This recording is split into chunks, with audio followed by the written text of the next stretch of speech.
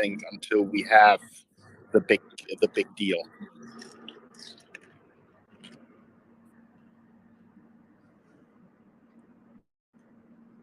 I mean, I think it's happening very fast. You have to say, like, AGI is defined by where digital superintelligence is smarter than the smartest human. What is your definition of AGI? Yeah, exactly. I mean, once AI is able to basically program itself and understands how to advance itself, that would be the level where we need to start to worry, right?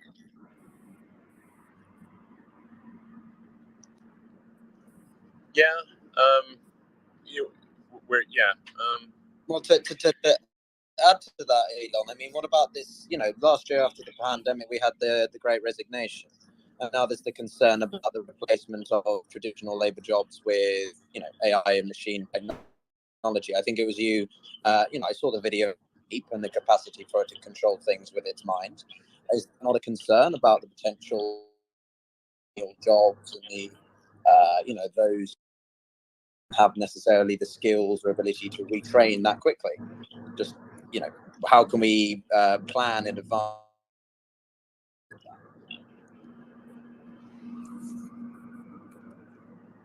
Sorry, the audio is like not good right now. So oh, no worries. Coming to fine. And maybe leave the conversation again because you can hear fine here. Hey, yeah, we can't hear you, Mario. Maybe we can have another space sometime in the future to talk about AI, because I think that is one of the big topics.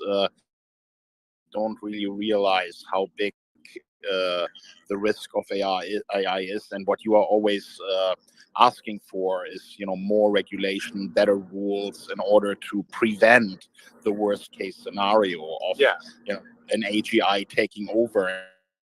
Out like look at artists and their jobs. I mean, Midjourney has basically replaced graphic artists for book covers. Yep. You don't need a book artist anymore. You can just do it with AI. Not to change the subject back to the Twitter files, but Kim, I just want to ask Elon a quick question about Section 230. Are you concerned that now, and what the government could potentially do to Section 230 as a result of the flattening that you're creating at Twitter and all the truth that you're pushing out and the objectivity? Well, and I did say this on Twitter publicly. It is good that we actually that the House will be Republican. It's generally not a good idea if in the U.S. if the House, Senate, and executive branch are all of one party, then you have sort of situation. So it's good to have at least one of those branches be the other party, because then they will check the worst excesses of both parties. So I think I think it's good that the House will be Republican, and at least. And people interpreted that as like, oh, I must be some huge Republican or something. It's just like, I wish people would rigorously moderate. But like by its nature, being moderate does not lend itself. You cannot be. It's like be fanatically moderate. but fanaticism and be a radical centrist. I think some YouTubers like to say, right? Be a radical centrist. Yeah, exactly. Radical centrist. So it's just like you want to have the government pass laws that are in the best interest of the people, not that are in the interest of. And so that's why I think if you have a mixture of parties in control, then they will pass only things that sort of are the intersection of sets of what both parties agree on, which is more likely to be in the interest of the people. So I think I guess I feel pretty okay about that Section 230 stuff. Yeah. Elon, can you just quickly, guys? Can you hear me now or no? Yeah, I've got great speakers that just came up because now it's not glitching for me anymore. So I've just welcomed Clayton, Patrick, David is on stage as well.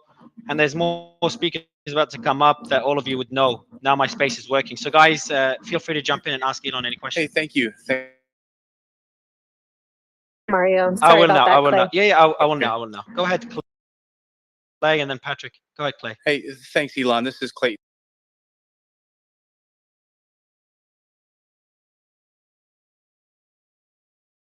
The Senate from Massachusetts, and one of the things in his lawsuit that was uncovered was the back-end government portal to both Facebook and Twitter, the trusted Twitter partnership. And I know on Twitter's blog that trusted Twitter partnership between Twitter and someone with a government email address can reach out to Twitter and basically have accounts banned, taken down. Is that portal, is that trusted partnership still available to the government? And given what you've released in the Twitter files, does it make sense for that to still be there? I got to dig into this trusted partnership thing. You know, Big Brother vibes. You know, Twitter will adhere to the law, but it will not do. You know, it's not going to go beyond the law. And if there are laws that don't seem to be the interest of the people, then Twitter will push to change the laws to be in the interest of the people. But I'll dig into this trusted partnership thing, find out what's going on. Yeah.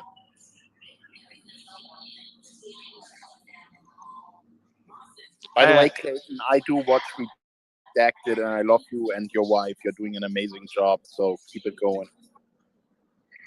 Eric, Sebastian, did you have a question? Yeah, yes, I'm not sure if your mic will I work. do, Elon, and Go ahead, Eric. it may be a follow-up to the prior question. Elon, in the files, the things that you found, did you find any relationship between Facebook and any other TikTok, whomever, with regards to what could be considered, you know, the collusion with a certain political parties? Was it, in other words, was there any collusion among other social media groups with Twitter? I've not directly seen that. I'm not saying it doesn't exist, but I've not seen it yet. In fact, in terms of the Twitter file, Matt TV's read way more than I have, like by a ton. Because my priority has been just getting Twitter healthy and fixing Twitter engineering so that we can actually, release features at a high rate. So, that's been my priority on the Twitter front. Is we've got to get Twitter to be in a financially healthy place, fix the engine of that are make it much better. So, actually, I don't. Most of the stuff I've read hardly any of the Twitter files. Matt TV has, and then Barry Weiss is also getting access to it, so she'll read it too. Have you been in contact with any of the other social platforms, Meta, Google, etc., since the release of the files? Has there been any pushback, any concerns, anything at all, or it's been pretty quiet? They haven't reached out to me, so I'm not aware of any outreach from them. So I guess, look, if I think if it turns out there's like stuff that the public should know about, then we'll put it out there. I told Matt TV and Barry Weiss, hey, listen, whatever you see, if you think the public should know about it, you just post it. With regards to the dissemination of information, so right now it's just Matt Taibbi and Barry Weiss. Do you have any plans to maybe give access to more journalists, like say Ryan Saavedra of Daily Wire, Jack Posobiec? He's done lots of coverage on this stuff even previously, so I'm sure they'd love to know. Yeah, I think put it all out there, so. I think in the beginning, it's good to have some coherence, so it's not just a million stories all at once. Yeah, it makes sense. Yeah, it's a drip feed at first, and then later on, it's going to be a flood, right? Because otherwise, it's just too many stories, too much all at once, and then people can't really focus on anything. Yeah. Yeah, you just get drowned out in the flood of things. But I think Yep. once we think that the stories have the critical stories have, I think probably the right move is to just go through it and see what was missed. Are you surprised at all about the blowback against Matt Taibbi over the past 24 hours? I mean, a number of liberal news organizations, a lot of liberal news reporters came out and really slammed Matt Taibbi, which really was really shocking. What was your response to that? Well, I think those people should be looking in the mirror and wondering why they were deceptive. Why did they deceive the American public? And instead of trying to redirect blame to Matt Taibbi, they seem to be accepting some responsibility themselves for not being truthful to the American public. Elon, it's Mike Cohen here. Congratulations on, of course, the acquisition of Twitter. But my question to you is, how are you going to go about combating the issue of bot farms who create so much misinformation and hate on your platform? If the last thing I do, I will defeat the damn bots and trolls. Maybe they need like a mind virus that purges them, just makes them self-destructive. Yeah, I mean, it's war. It's war, and we're gonna win that war, big time. Yeah, because I'm confident you will. The extent of the hatred that these bots cause is astronomical, and it's really terrible. It's terrible. But thank you for your commitment to that. Absolutely. Can I jump in and ask a question here, Michael? Just real quick. I wanted to say something about the bots. So there are, of course, commercial bots, right? But the more dangerous bots are those that are trying to interfere in discourse and try to manipulate the conversation, and those are primarily run by governments, right? They're run by the intelligence community in different countries. They're trying to manipulate the way people are talking, for example, about Ukraine. I think one of the more famous examples here are these so-called Nazis that are going out and shooting everyone down. Where they're mixing it, right? So the intelligence community does it in that way. They have real people, then they have bots that are fully automated, and then they even let their intelligence community employees work with Twitter profiles to chime in as well. But all with one goal, which is to manipulate the public discourse towards their goals. And I think you experienced that yourself when you spoke out for peace in Ukraine. You were attacked by these same bots. Yeah, no, absolutely. Like I said, I've been in the job a month, years. And I was very good back in the day at defeating the scammers.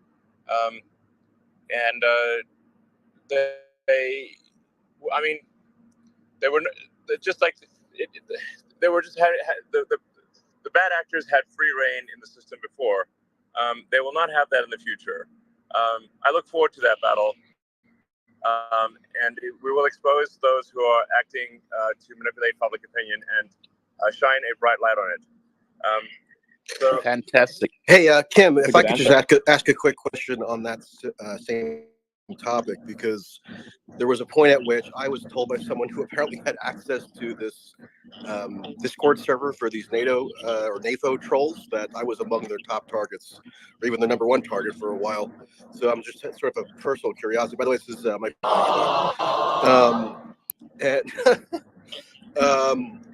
and so, Elon, I'm just curious if you were able to detect or gauge any inauthentic activity on Twitter specifically related to this sort of pro-Ukraine faction, or was there a particular sort of system that kind of connects those actors that you were able to discern since you've taken the helm?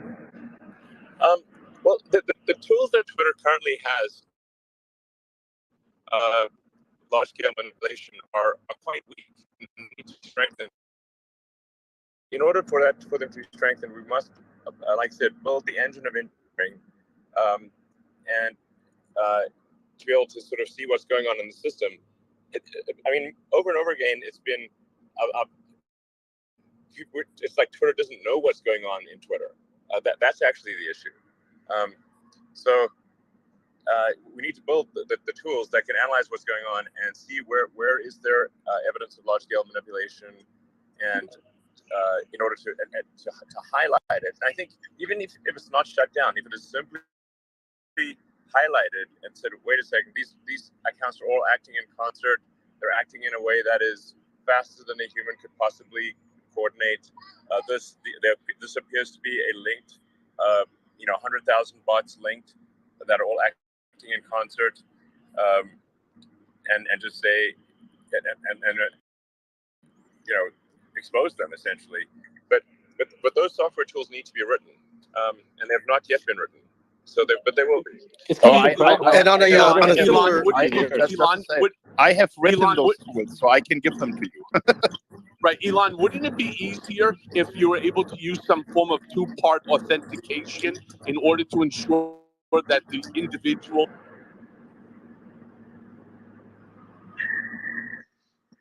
You've dropped out, Ian. You've dropped out, Michael. Oh, you're back. Yeah, go ahead. Yeah, Elon, would it not be easier to just use some form of two-part authentication so that the individual is who they say they are? Yes. Now that, so this is part of what's the game plan with the sort of blue verified thing, is that right now it is problems on many levels. It's too cheap to have a bot.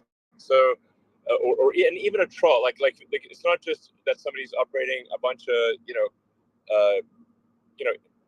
10,000 instances of Twitter accounts, in a bank of PCs.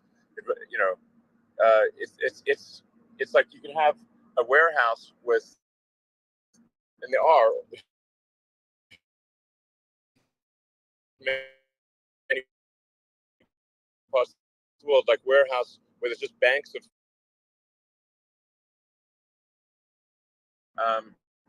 the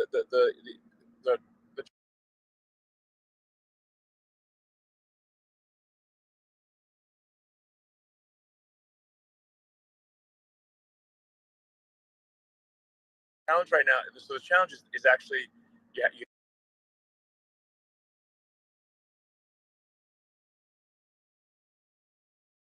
per account in front of them. It's not. Is that really going to stop them? Not the $8. If it was purely a question, then I think they could overcome a budget challenge.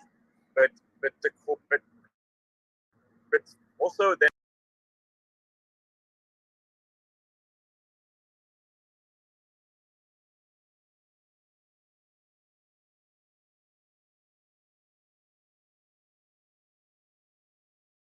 And having to have a huge number of phones and a huge number of credit or debit cards. Just the logistical difficulty of that is extremely high. So it's more like we need to process our system in order to piggyback off the authentication of the payment system. So $8 is kind of like a random number, obviously. But there's another thing that has to be accomplished simultaneously, which is that Twitter cannot be like so heavily dependent on advertisers. So this is an attempt to kill two birds with one stone, which is build revenue that is not advertiser dependent, so the advertisers do not have too much sway over what happens on Twitter, and also use the payment system as an additional means of identifying and stopping large-scale manipulation system. And just to So, add on to that, when you in have other a lot words, of users just one signing second, up, just 1 second. their 1 second. advertisers are going to 1 second. realize that these are Hello. real people, right? They're all verified individuals. So that will make them want to advertise on the site. So it's win, Hey, win, let's win, right? Yes. let's just Hey not Kim, can I ask a quick follow up to my question? Would you mind, Elon? I'm just okay. I have to I have to just stop this for a second because everyone is talking over each other. Elon just made a really important point, which is that he has more freedom to do what is good for his users if he is less dependent on advertisers. So there's a large group of people here. I think everyone who appreciates what Elon is doing for us right now in this fight for freedom of speech should support him. And the best way you can support him is to become a subscriber at Twitter. You're using this great service all the time. If you want him to have more power and more freedom to achieve these goals for us, well, make that $8 a month investment. I think it's really worth it. The price of a latte. Did Elon already say when he plans to reinstate the verification, the $8 verification process? Yeah, Elon, you're muted. Elon, you're Just muted. in He's going to tell you because Kim muted everyone. Sorry, it seems to sometimes mute me, I guess. Yeah, so I think we're probably about a week away. Maybe basically this coming week we should be able to restart the verification process. Will it be global or is it just the US still? Actually, I'm just going to discuss that with the team. So this time for verification, we're taking some additional steps where one has to be phone verified with a known good carrier, a known good phone carrier, and we're also will offer people the opportunity, if they want, to do ID verification, kind of like what Airbnb does, similar thing, and they do that all around the world. And then you'll be able to look at an account and say, this account is payment verified, it is verified, it is ID verified, optionally, and also to establish organizational affiliation. Do you actually have affiliation with this organization? And providing organizations with the ability to define to state which set of users are affiliated with that organization. So, like, are you actually a professor at Stanford, or are you actually, for example, a reporter at the New York Times or whatever, or an employee of PepsiCo or whatever it is? So, just generally to have granularity and nuance to what verified means, as opposed to the sort of like grab bag of nonsense, which has been the past Blue Verified situation, where you could have been an intern at Mashable 10 years ago, and now you've got Blue Verified, and it's kind of crazy. And then they're also just being traded constantly. You just buy a verified badge, so you can't actually tell if something is Blue Verified for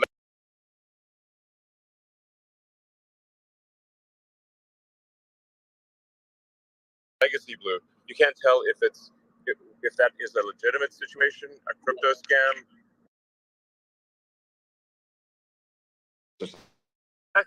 Exactly. It's not like Blue Verified. It's not like you have to go to the, in quotes, dark web to buy Blue Verified. You can literally Google search it on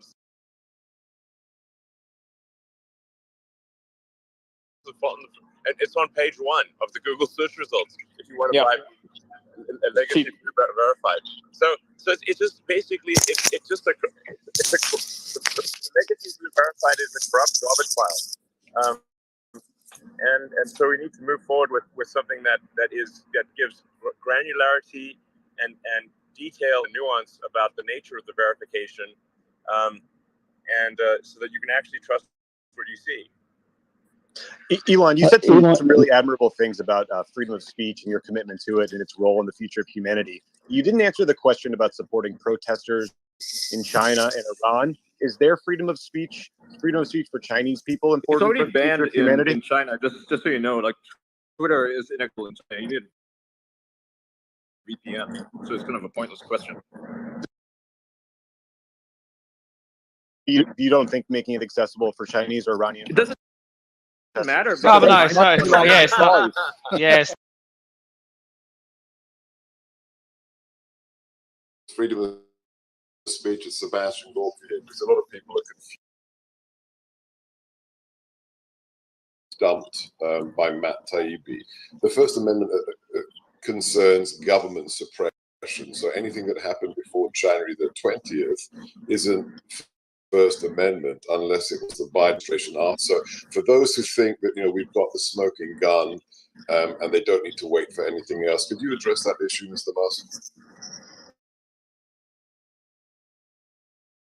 There are issues if there's election interference before the government, because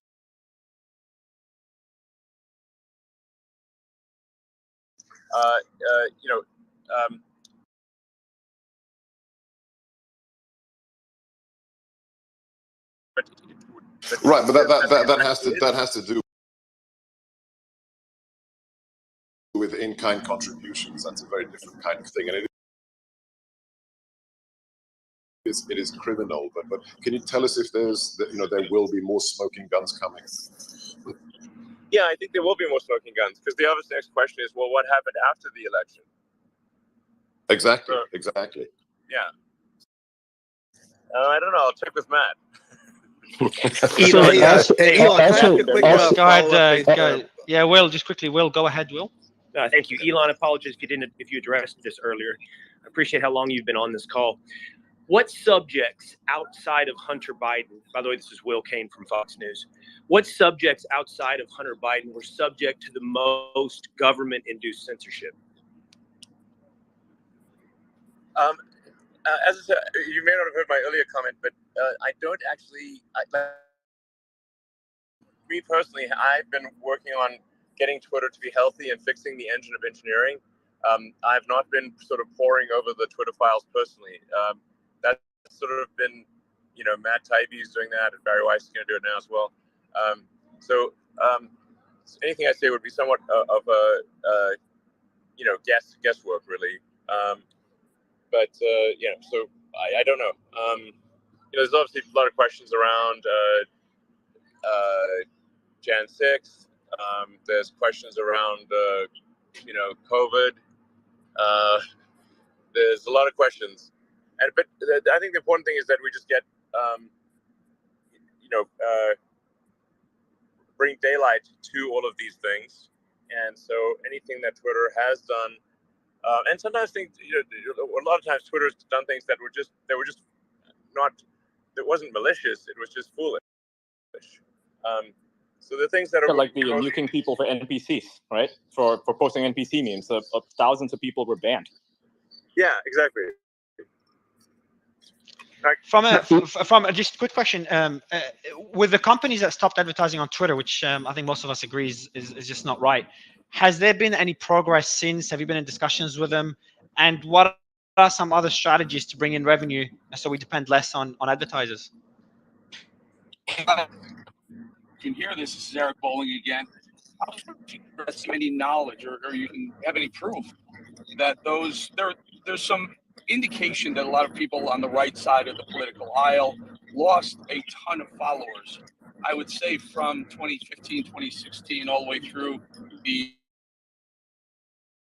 I'll give you anecdotally myself, I lost 80,000 or so, and not until, this is literal, not until you purchased Twitter did I start gaining followers again in a fairly robust manner. Is there any proof of that being sort of a plan or a strategy on Twitter's part? Again, like I said, I have not read the Twitter file, so it's difficult for me to say that, except, so my understanding is limited. Would leave it to Matt Taibbi and Barry Weiss and ultimately others. But if I say what is my best guess is that there was a very different standard applied to Republican candidates in the U.S. versus Democrat candidates. So there appears, and I emphasize it appears, I'm not saying this is definitely the case, there appears to have been a double standard where Democrats were not censored and left causes were not censored, but right causes and Republicans were. and it was, and I think this is frankly obvious to anyone who uses Twitter without any expose of Twitter files. It was not even-handed, and it's frankly the behavior that is to be expected from an organization that is based in San Francisco, which is far left. So from their standpoint, it wouldn't seem like that they're being unfair. That from their standpoint, it's simply how they see the world. I mean, I think Matt posted like political contributions of Twitter being over 99% Democrat. So, well, what kind of viewpoint would you expect people to have then? It's the behavior you would expect from a company that is essentially a distillation of San Francisco politics. And I hope that. By the way, just really quick. By the way, I want to make a suggestion. I want to make a suggestion real quick. Speaking, we can hear you really well. When you are listening, the background noise from your jet is interfering a little. Okay. So can you just mute yourself when you are not speaking? Yeah. So anyway, I have a question. Like, so when you're making the files available to everybody, or rather more people, I'd just like to request that that I don't know, give it to me, because I work for Rebel News, and I think we could do a tremendous job covering this as much as anybody else, really. Yeah. So Tim Cass is trying to come up, by the way, Elon, just to ask you a question. But in the meantime, I just want to go back, and I know the Persistence has a question as well. I'll give you the mic right after Persistence. But one question again, back to the advertisers, Elon. Not sure if you heard it before. Any progress there with the advertisers that stopped advertising on Twitter, which we all agree is just not right, and any other strategies to bring revenue outside of advertising? You're muted, Elon. Yeah, so I mean, so Apple has fully resumed advertising, which is appreciated. Apple is the single biggest advertiser on Twitter, and historically and presently. So thanks Apple for fully resuming advertising. And I think we are starting to see a lot of other advertisers also resume their spending. I think the problem is that they would read all these stories in the media and then think that they were true, and they're not true. And then as it's becoming clear that the media stories about Twitter being some sort of like right-wing hellscape, which it absolutely isn't. And in fact, it is. There are far fewer bots, far fewer trolls, and it's actually, I think, way more fun and interesting. And we're seeing that in the user minutes and in the daily average users. Then advertisers are maybe it is safe to get back in the water, and so we are seeing advertisers resume advertising on Twitter. So that's a good sign. I wish it would be faster, but we are. The more concerning factor on the advertising front is just the entire industry-wide drop in advertising, which Twitter is not immune from. So even though advertisers do get back on, the advertising expenditures in general are dropping for all companies, and so it is imperative that Twitter have an alternate revenue source, hence the subscriber revenue, which is just very important for both the survival and of Twitter, and to reduce its dependence on advertisers. So yeah, overall, I think I'm cautiously optimistic about the future. Yeah, so I want to. Against the old executives at Twitter, etc.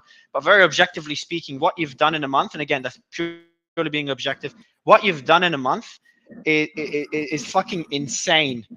The amount of progress that you've had and where Twitter is at now in such a short period of time.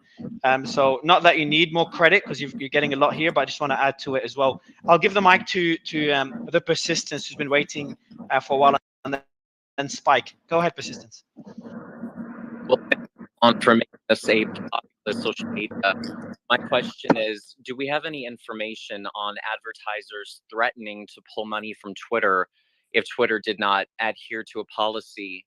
And additionally, do we have any information on congressmen or women who have threatened legislation should Twitter not adhere to a certain policy. And last, I was really intrigued by your comment on positivity and negativity in tweets, you saying that positive tweets would go further. And I just wanted to see what would constitute the measurement from Twitter that would make something positive or negative. Thank you. You're muted, Elon. Oh, you're back. Yeah, sure. Well, the advertisers, for the most part, the advertisers are quite rational in that, you know, if you, especially if you like you're advertising a family friendly product that you want to be, you know, like let's say you're advertising a Disney movie, you don't want to have like some also movie or whatever. And you also they don't want to have not safe for work content right next to you know, ads for children toys and stuff like that. So that stuff is quite reasonable, and I agree with that. You know, advertisers have a right to have their advertising be next to non-advertising content as their brand. So that really just means like you know, what is not attempting to monetize with advertising content that advertisers are uncomfortable with. So I think in general it's been okay. I mean, I think there has been some overzealous action by activist groups that pressure the advertisers, that then in turn pressure Twitter. And you know, we're trying to sort of, you know, that I thought was somewhat unreasonable. But I think it's going to trend in a good direction going forward, but I'm not sure. But it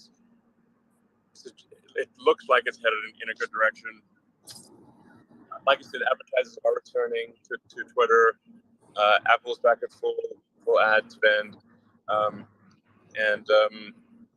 I've had a number of conversations with the advertiser groups, and every time I've had those conversations, the advertisers have responded positively.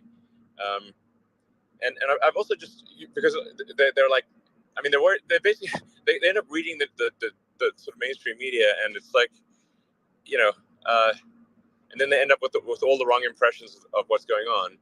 And I said, well, have you tried using Twitter? Do you see these things for yourself? And they're like, actually, it seems fine when we use Twitter. Like, yes, that's because it is fine. And so then, and I also tell them, like, look, as we try to grow Twitter's user base, if a new user comes on Twitter and then is immediately attacked by trolls and dumped on, they're going to want to leave. So, because who wants to go? It's like going into a party or something that's yelling at you. You're going to want to leave that party. So, you know, Twitter does need to be a more welcoming environment for new users, and so the incentives are actually aligned. That if people come on and they see interesting, funny tweets, things that where they learn something new, or it's entertaining, it's funny, it's like that's the kind of thing that we should see more of, and that's consistent with what most advertisers want, I think, and what Twitter wants in order to grow the user base, and then just generally over time, it's like kind of, you know, people can be, I think, to some degree, choose what sort of experience they, or like, just like you can choose a radio station. Like, you know, some people want to listen to sort of smooth jazz, easy listening, or they may want to go to, you know, pop music, or they want to go to heavy metal thrash, and you know, to each their own. Or if this was, you know, do you want to have like full contact martial arts, or do you want to have you know, light contact, or do you want to do yoga? You know, and you can decide which one of those what kind of experience you want. That's going to be important in order to have Twitter appeal to a broad audience.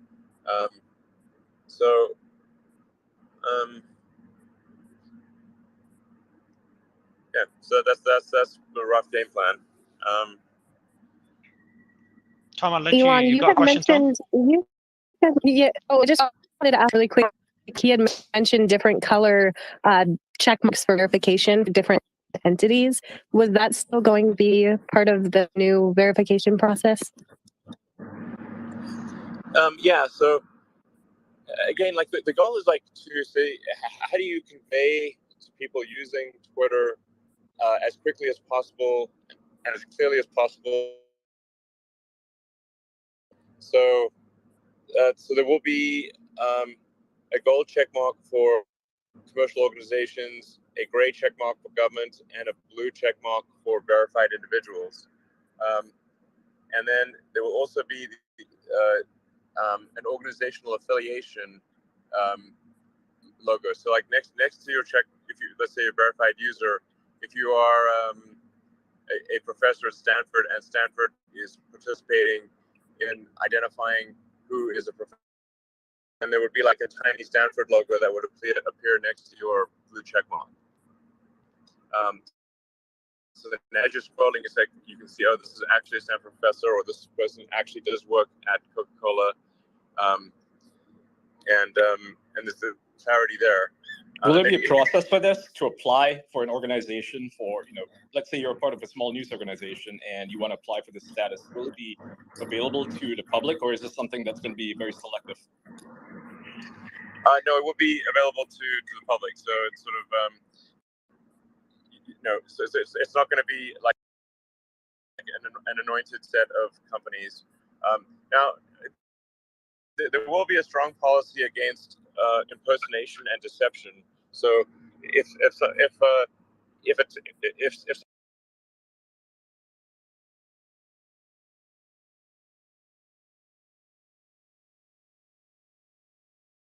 someone's attempting to deceive users, DM me, the team is checking all the DMs. The question is plans for crypto Twitter payments, whether it's going to be like WeChat or whether you have plans at all. Dogecoin. Yeah, exactly. Oh, hell yeah, Dogecoin to the moon. Doge the moon. Yeah, I think we do want to have Twitter enable both regular payments and fiat currency, and make it easier to transact with crypto. Yeah. Okay, I've got another question here from a big YouTuber as well. Elon, one of the first, so they're asking, they want to bring YouTube creators to Twitter. What's your plan with, what's your Twitter creator plan, if there is one? Yeah, so, well, for video, we need to upgrade the Twitter system to be able to have longer video, and then enable creators to derive revenue from viewership, which is a combination of advertising and subscription. So these are obviously things that need to happen. Like I said, in order for these to happen, like you can have a wish list a mile long, but if the engine of engineering is not fixed, the wish list is not. So that's why I am focused on fixing Twitter engineering first and foremost. In the absence of that, you could have a wish. Whatever you wish, the engineering is not working. Hey, I have a really great suggestion for you, Elon. And right after Kim, I'll let Tom jump in right after you. Just Tom, sorry for delaying it so much. Go ahead, Kim. Sorry. Yeah, you know how foreign media is labeled on Twitter often as like Russian-controlled, state-controlled media.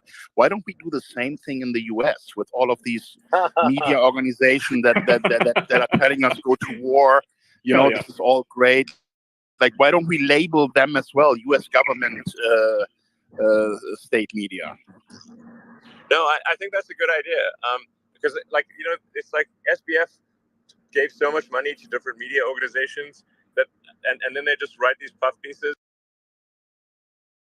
And it's like, okay, we should be labeling that SBF affiliated media because it is. So, like, if you're going to write a puff piece about someone who gave you a ton of money, then the public should know that you maybe have a bias. So, yeah, I mean, I think it should be if something is taking direction from the states, then that information should be made clear to the readers. Like who really has editorial control should be clear. Because that's all part of like trying to give users of Twitter the most accurate and truthful understanding of what's going on, and be able to calibrate what they read and see or hear on Twitter, to be able to calibrate the truthfulness as a function of where is it coming from, who is the author, who is controlling this from an editorial standpoint, and so then they apply reasonable judgment in that case.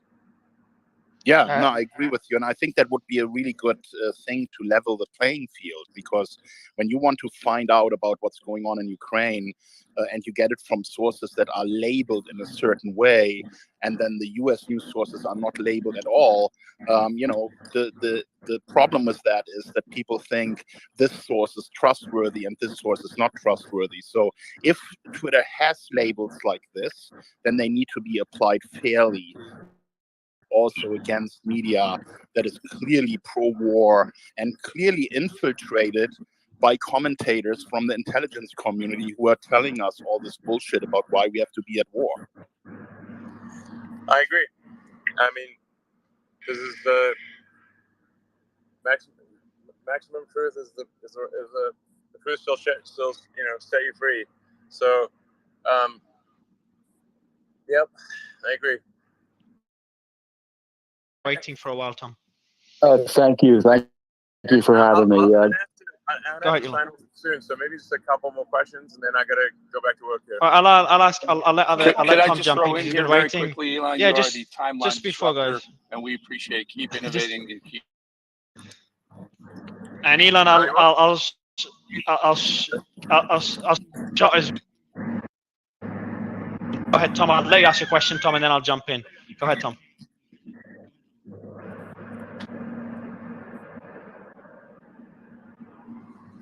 I don't think Tom's here. Yeah, so I'll jump in, Elon. My question to you, because Tom is not working on his end.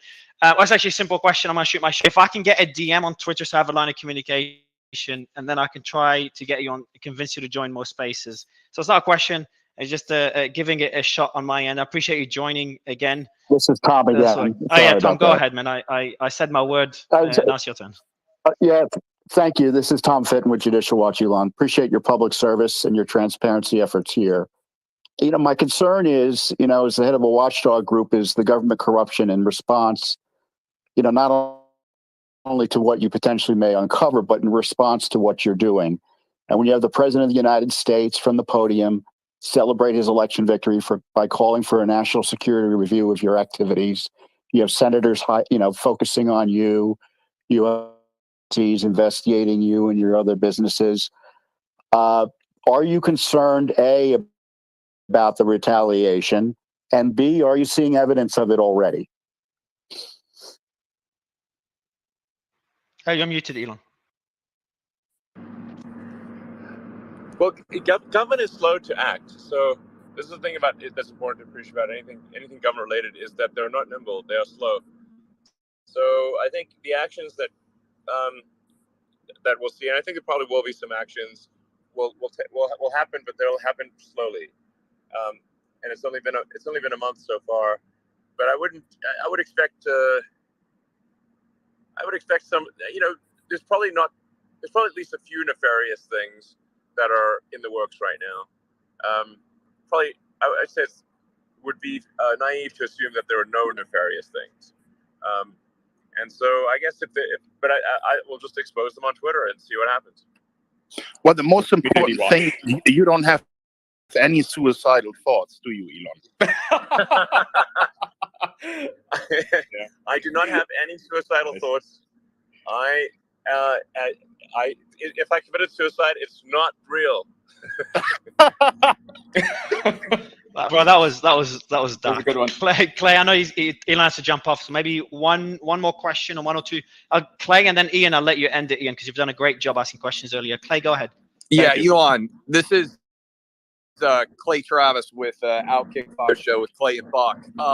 You said earlier, and I think that you were thinking about just letting everybody know when you get a governmental request to censor someone or take down tweets. What kind of process is in play there, and to what extent can that happen? Because I think you're right. The sunlight of the government being embarrassed when they're going after James Woods, for instance, would drastically reduce any attempts at censorship. What's the update there? What kind of time frame? And do you think that's able to be implemented? You're muted, Elon. I mean, as I said earlier, like Twitter will do whatever it is allowed to do within the boundaries of the law to be as transparent and open as possible. And even something, if we currently are, and I don't know this to be the case, but if we are currently constrained by the law, I think we will push to have the law modified to reduce those constraints, because I think we have to fight hard for free speech, which is the bedrock of a functioning democracy. So, I think you'll see the proof will be in the pudding, and in the coming months, I think you'll see dramatic improvements in the transparency and trustworthiness of Twitter. And I think hopefully you've seen at least some of that already, and it will get better.